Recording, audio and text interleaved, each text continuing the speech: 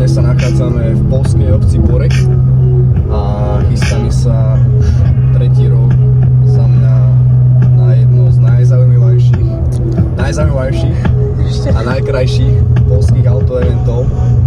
Takže uvidíme, čo tento rok si chalani pripravili. Od nich to je tuším už 6. rok.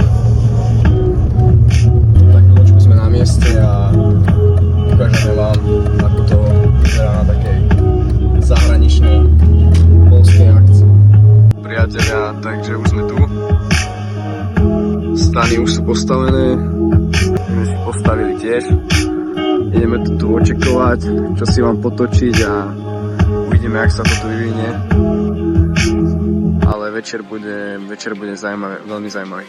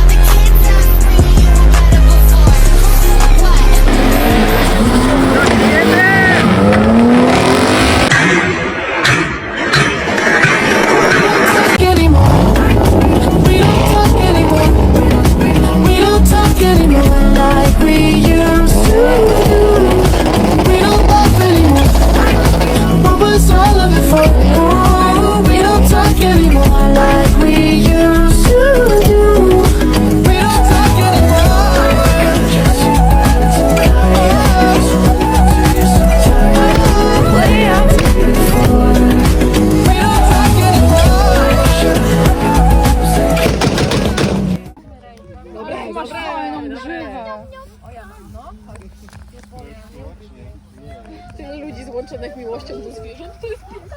No.